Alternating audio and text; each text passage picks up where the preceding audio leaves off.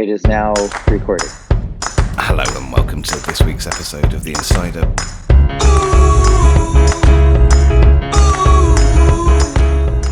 Hello and welcome to this week's episode of The Insider, brought to you, just for a change, by the Session Convention with a live podcast.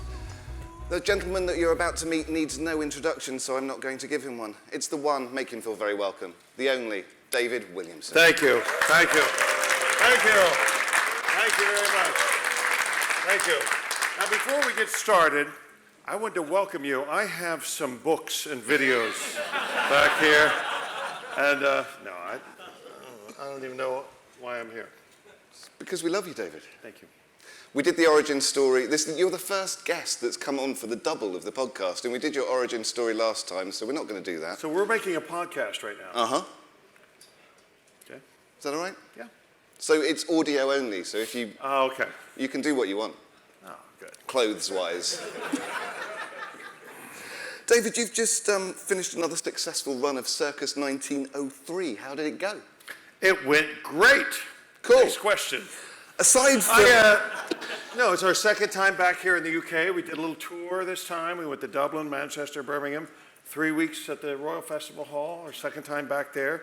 And I think we're coming back next year. I think it'll be kind of an annual event as long as they keep selling tickets. So aside from the chance of spending winter in a cold, grey, drizzly country, what attracted you to the gig?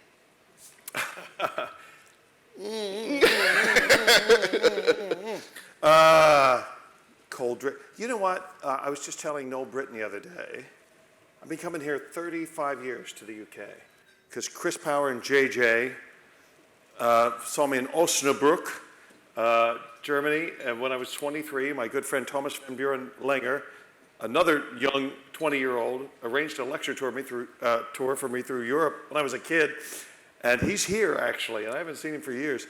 And Chris and JJ, I met them in Osnabrück Convention in Germany, and then they were traveling around their van writing Opus magazine, and then I saw them again in San Francisco, Italy that year while I was on the lecture tour, and they told Ron McMillan, you need to bring him to the UK, and Ron did that following year, so I've been coming here ever since. Almost every year I make some sort of reason to come here, and I love it. It's my favorite city, London, probably in the world. I just love it. We did the Shaftesbury Theatre for The Illusionist 3 years ago. I was here for 8 weeks, and I was just the happiest, and being here for the circus over the holidays, fantastic. Tell us about the new piece you developed for the show. I can talk, I can fill time.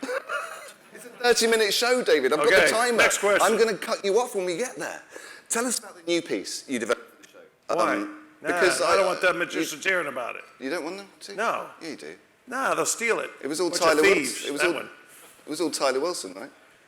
Tyler Wilson. So I sat in, I was in Reno for 6 months with The Illusionist. They had a little small scaled down version of The Illusionist called The Illusionist Experience. And I was in that at a casino in Reno for 6 months. And I go, what am I going to do in Reno? And Reno is actually a great little city. I liked it a lot better than Las Vegas when I was there with the circus for 6 months.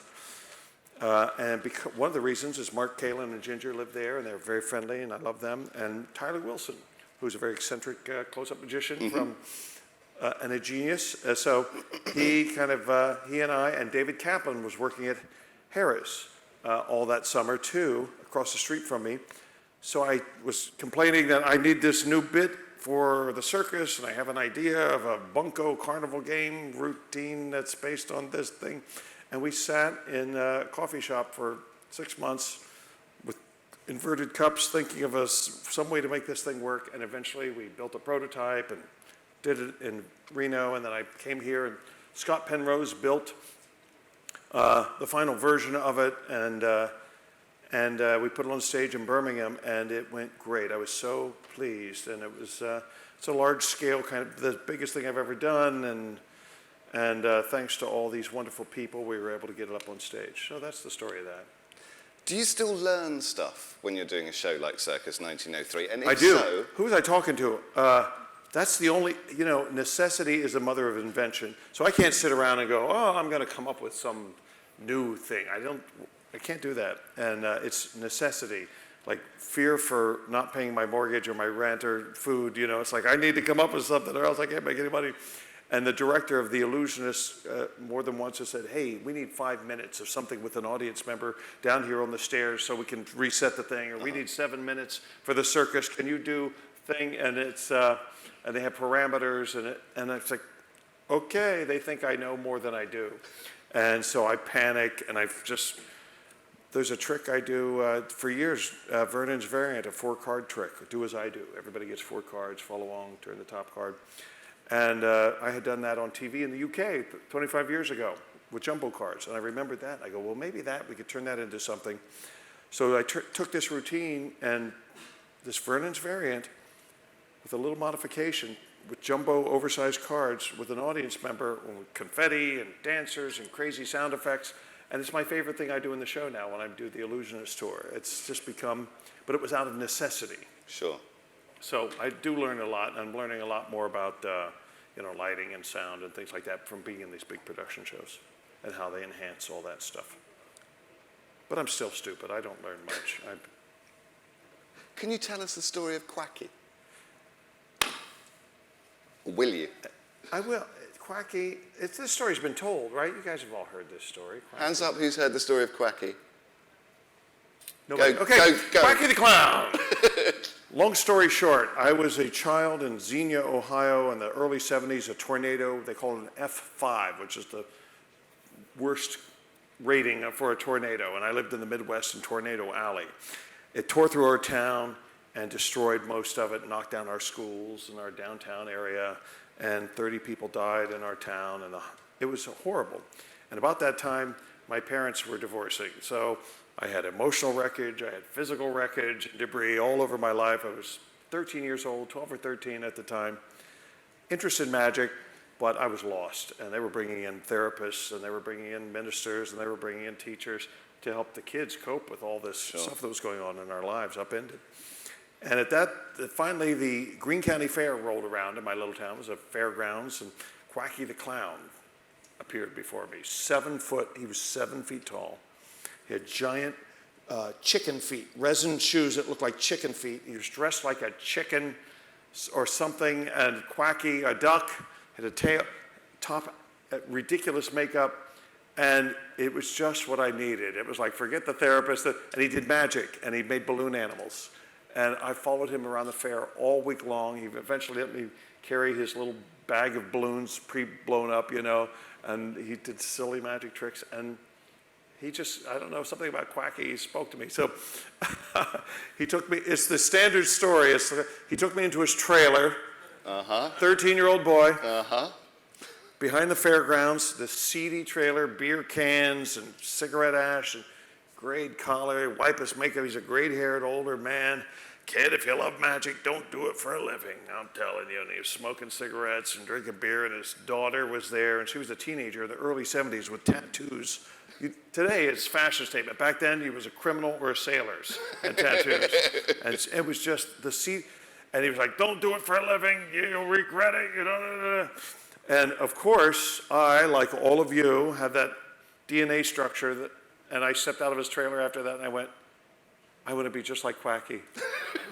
He's a professional performer. He travels around. He's got wheels. He can do whatever he wants. So I had this romantic notion of, wow, Quacky, I aspired to. So he was the first person who really kind of, the point was of the story when I told it before is, he was there when I needed him. Right. And he was always Quacky, except when we went to the trailer, he became this kind of weird man. But when he was on, he was quacking and mooing and kicking children with his feet, and I loved him. He was a ridiculous, large person doing silly things in this horrible time in my life. And it's just what I needed to keep me sane. So anyway, fast forward, EMC convention, the online convention that Luis de Matos did in Portugal. You were there. Mm-hmm. And he said, do a talk. I didn't know what to talk about. I go, okay, I'll talk about the people in my pantheon of magic, the people who influenced me in magic. It was Del Rey, Slidini, and Albert Goshman were my 3 heroes in magic because I had met them all, spent time with them all, and they all had deep influence on me. But I said, if I'm being honest, the 4th one is Quacky the Clown. He was the first person to really, So I put him up there with them because he was the first person to be there. Because when Del Rey was on, he was Del Rey. That was who and Albert Goshman was a character, chiseled from his real life. And the same with Slidini, this wonderful character, on stage and off, you know. And so I said, I'm going to talk about, and as I was doing research, I saw this article that said, Quacky the Clown arrested for child molestation. And he went to jail, and he did the fairs in the Midwest, and I was like, oh my God, I got so depressed. And I thought, has my whole career been based on, you know, the attention he paid me? That's a very sad start to my, it's like, oh my God, I'm not going to talk about Quacky. Then I was on the Disney ship before I had to do this convention at the EMC, working on the Disney Cruise Line, and this woman came up to me after one of my shows, and she said, you know, my husband died in Afghanistan 6 months ago, and my kids have been depressed ever since, so my grandparents brought us on this cruise. My parents bought this cruise trying to cheer them up, and she goes, and in your show, you were yelling at my children and kicking them and barking and mooing, and, you know, and I went, yeah, I was being Quacky for these kids who were in the same place emotionally I was, you know. And so I said, okay, I'm going to talk about Quacky and maybe. So I looked at that article again. I looked at it closer. And I finally looked at the paragraph at the bottom for the first time. And it said, not to be confused with Donald so-and-so Quacky the Clown who did the fair circuits in Ohio and Indiana and da-da-da. It's like, it's not my Quacky. You know? Well, I was so happy. And I finished my talk at the MC by saying, Quacky did touch me. But it was right here. And that's all true. Quacky has passed away, I found out recently. It's so sad. It appears that a lot of your work is free of structure. Is that free of structure? Free of structure. Is that actually the case, or do you just strive You'll find to out make Sunday it, night. Yes. Or do you strive to appear to make it that way? Well, in other words, how do you balance structure and improvisation? I think, you know, I don't know. I don't have answers to these questions because I don't think about it in those terms. I really don't think about it in those terms. I have as much structure as anybody. I mean, I do. If you saw a corporate show of mine, it's very structured. On the ship, it's very structured. There's chaos. It looks chaotic because I'm throwing things around. Now, if you saw me at a magic convention 20 years ago, there was no structure, and I scared myself after certain performances. I go, did I think that was going? You know, when I had the woman over my shoulder and the kid with his pants down holding, you know, and spitting water on him or whatever it was, you know. It's like, there was no structure there. And that's what a lot of people saw of me back in the day because I kind of let loose. Magic conventions were my experimental laboratory, you know, when I was young. Because I was like, nobody wants to see me do a 4-H trick. They've already seen Derek Dingle or whoever do. Why would I do that? So I just gave myself permission to go a little crazy. And it was, and I went too far many, many times. And, you know, the organizer of the convention would spank me, but then you come back the next year. And certain organizers were like, you're always welcome here, Obie O'Brien. You're always welcome at the 4Fs if you keep doing those antics, because he laughed harder than anybody, you know. Bill Malone and I, one time at the 4F convention, they used to have it at the Forks Hotel in Buffalo, and at about 2 a.m. they bring out all the donuts, because everybody's staying up late drinking coffee and beer and whatever, and they bring fresh donuts upstairs and set them up for the guys.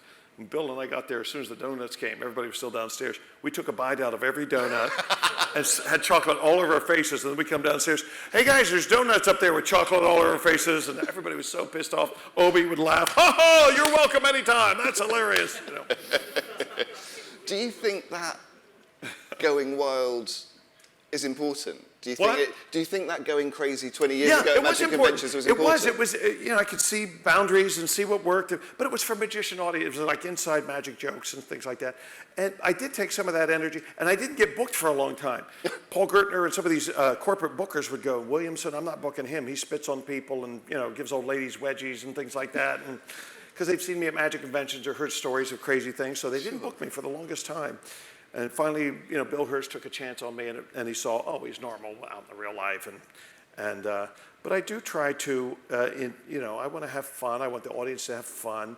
And it was seeing Tom Mullica for the first time when I was in my 20s. Because when I started in magic, I was a very serious student. I saw Paul Gertner on the cover of Genie magazine or Linking Ring when he won his competition. His hair was perfectly parted in the middle, blow dried. His mustache was trimmed. He had cufflinks. He had all his props laid out in a perfect spread of cards and coins on the I go, that's who I want to be.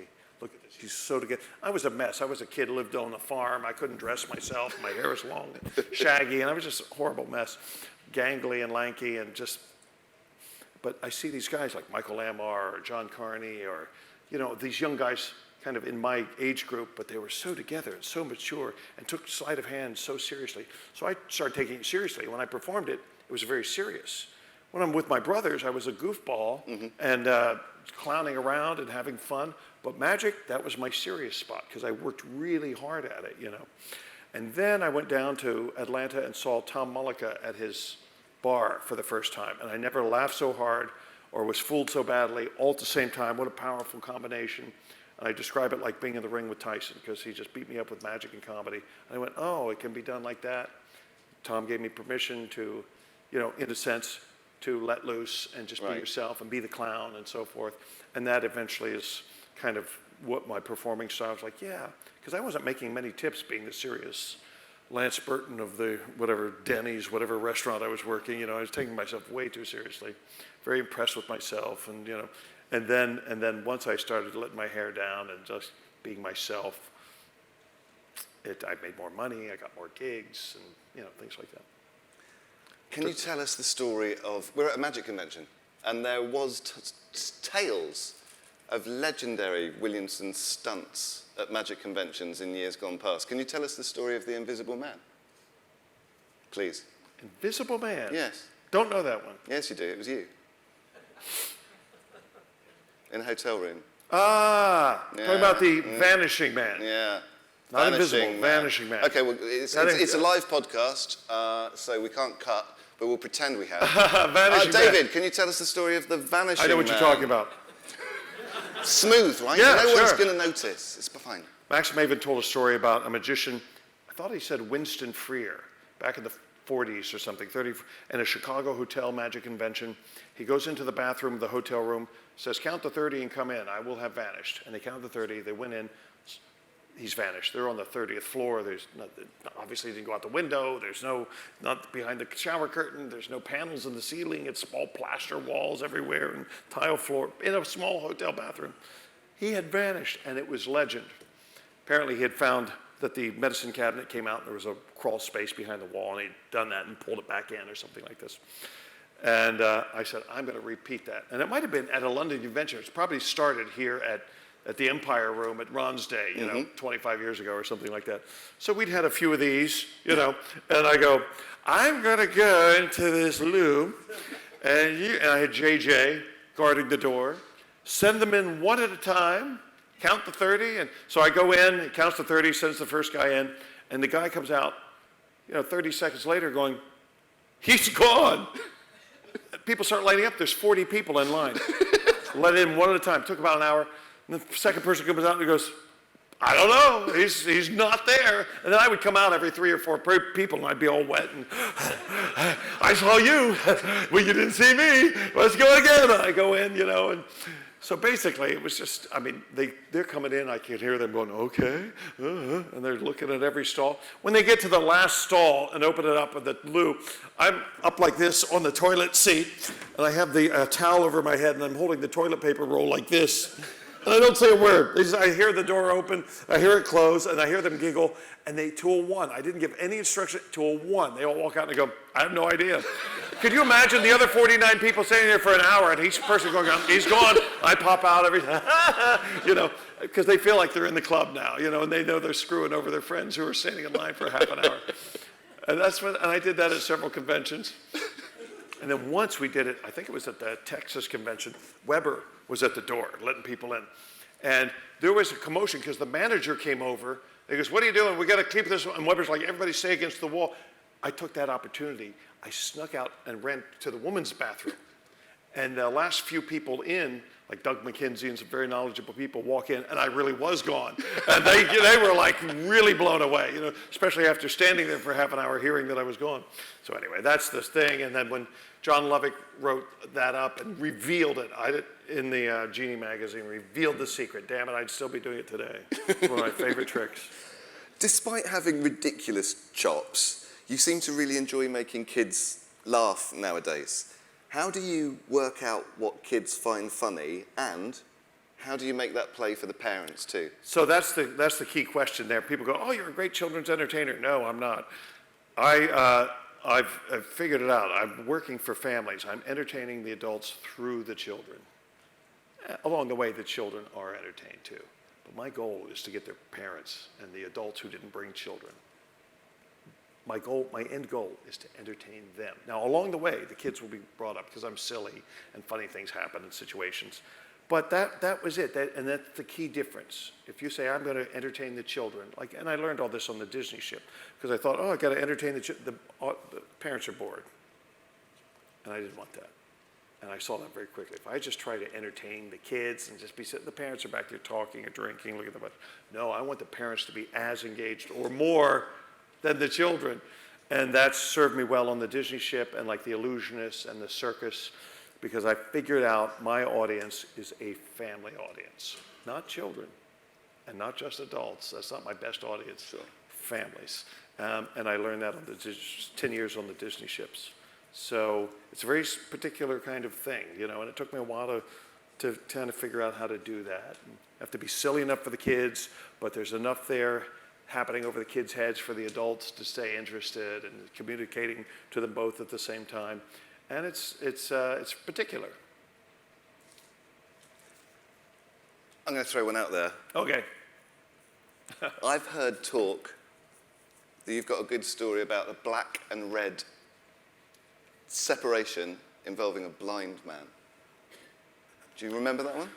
Yeah. Whit Hayden, actually in his lecture notes, I think, once wrote a story about what he would do. He had a young girl, teenage girl, and he said to her, here's a deck of cards, could you please shuffle them? And the parents are starting to get concerned. And he was like, watch this. And he says, if you think it's red, and he gave them to her face up, completely blind, deal it here. And he showed her where on the table. If you think it's black, deal it here. And she took the cards and separated the reds from the blacks. And her parents were amazed. She had a huge grin on her face the entire time. And it was a very sweet story because he was tapping her foot when he said, if you think it's red, tap, tap, put it here. If you think it's black, no tap, put it here. Remember, red, tap, tap here. And she got immediately, instant stooge, right? And she loved it because for the first time in a long time, probably, she was empowered and she was fooling her parents and she was in on it. And it just kind of organically happened because she happened to be at the table he was working. And I remembered reading that, and he actually told me the story, and I just remembered that. So one time, I was working in the dinner theater that I worked at a long time. There's a large family, and Grandpa was blind. And I go, oh, this is perfect. This is perfect, because he's not understanding all the other magic that's going on. I go, sir, let's try something. Okay. I said, shuffle these cards, and he shuffle, and the parents are, everybody's looking at me. The family's like, what are you doing? I go, watch this. I go, if you think it's black, I went tap, tap. Put it here. If you think it's red, no tap, put it here. Got it? And he has this huge smile. He goes, I got it. I go, remember, black, tap, tap here, red, here. You got it? He goes, I got it. Who keeps kicking my leg? Anyway, he went like this, and he just, just messed up the cards. And his family was looking at me like this, like, what are you? I was so embarrassed. Just the way he smiled was like right out of Whit Hayden. Oh, we're connecting. Who's kicking my leg? And he just messes the cards up. And I'm like,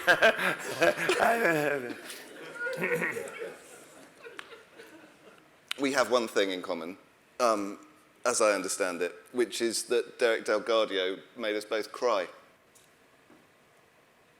Oh, yeah, I cry a lot these days. Yeah. I do, the older I get. It happens. That and getting up during the night to go to the loo. Yeah. But what do you think makes him special? What's he doing? Well, I had a whole different perspective on that because I met Derek when he was 14 years old. I walked in the magic shop in Colorado Springs, and we kind of bonded. And it was kind of a paternal relationship I had with him all these years because he was a young man who had some difficulties in his life early on. And, and then I connected with him. I saw him every year. I would go back to Colorado Springs for this gig I had every year. So I saw him kind of grow up and meet people and go out into the world, move to LA. And I always kept tabs on him, even when I never saw him. I cared about him a lot. So when I saw this show of his where he told some honest stories, I feel like he had leapt over this chasm in his life and embraced it and told these amazing personal stories. And his show just hit me with an emotional punch. So along with everybody else in the audience, I felt the things he wanted us to feel. But on top of that, there was this whole layer of paternal pride and just proud of this young man who I'd seen grow up and overcome a lot of difficulties in his life. So it was especially poignant to watch him do that show for me. Yeah. But what do you think he's doing? Because what he's doing is so different. But what do you think's making it work? Why does it work for him to do that kind of thing? I don't know. He's very, he's an intense guy. And he has deep feelings, and he's very serious about like what he's doing, and he takes it very seriously, and it's not a light thing that he's doing, and it comes from the heart, and it comes from, I know he's trying hard to, he's experimenting, and I don't know how to answer that question. What is he doing? I don't know. He's being honest, and I think the closer you can get with honesty, people sense it. They suss it out, and I think people just sense in him that he was authentic. The same thing that David Blaine and his live show. Think what you will about his specials and the camera angles or whatever.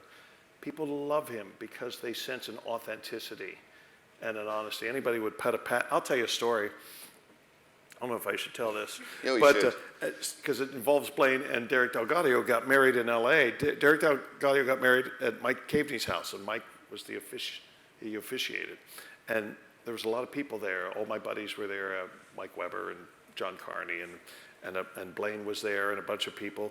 And at one point after the ceremony, or maybe it was before, I think it was after the ceremony. It was his special was about to air a couple days later, David Blaine, and it's the one where he puts the pin all the way through his hand. He really does. Puts a giant needle right through his hand. So he was like, gather around everybody in Mike's library, and he's going to do that. He goes, please don't videotape this. It's going to be on the air in a few days. And he takes his pin, and he does it, and people are freaking out, and it's halfway through. And I look, and there's Derek, and there's Weber, and there's Caveney, and there's Carney, and there's all my kind of magic friends standing around the room. And I don't know where it come from, because everybody's it was a very intense moment, and it just bubbled up out of me. It's the best line I ever came up with. I went, oh, look, needle through buffoon. And the room changed, and Weber high-fived me, and Caveney's like, that's it, and boom, boom, boom. And now, all of a sudden, from the coolest guy in the room, he's a laughing stock. He's a guy who put a needle through his hand, and everybody's laughing and laughing. And it was wonderful moment in my life. I was able to pop that balloon and bring him to. And then later, I go, let me see your hand. He goes, why'd you say that? I go, because you're a buffoon. Let me see your hand. He goes, that hurts. I go, yeah, you put a needle through it. Needle through buffoon. Genius, am I right? Absolutely. Round of applause for buffoon. No. I hope he hears this. I'll make sure he does. We have connections. Needle through buffoon. That was my finest hour. We're so nearly out of time. I'm always looking for Mike Caveney's approval because he's the Gagmeister General. He's always got the best line. Anything happens, I turn to him. You sit next to Mike Caveney at any magic convention or FISM or something like that because he'll just suss something up with one or two little retorts, and he's just perfect. So. We're nearly out of time, David. We always finish the show with 4 quick-fire questions. You've already done the 4 quick-fire questions that I always do. Yes, you did. Last time we did the podcast. Yeah, I said I already did that. Yeah. So I've given you 4 new ones. Okay. And one of them, as I promised you, is about food. What's your favourite pasta dish? What's that? Favourite pasta dish? These days it's spaghetti bolognese. Okay, conformist. Man, these are easy. Favourite painting? Oh.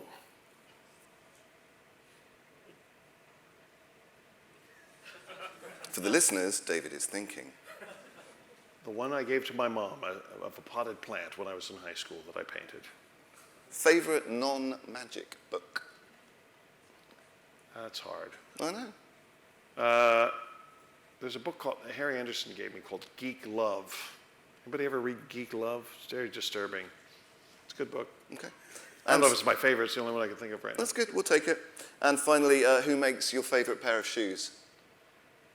Doc Martens. They're the most comfortable shoes I ever wore. David Williamson, thank you very much for giving us 30 minutes of your time. Thank you, Ladies and guys. gentlemen, Yeah, make them feel you very missed welcome. dinner for that. Aren't you happy? Thank you, guys.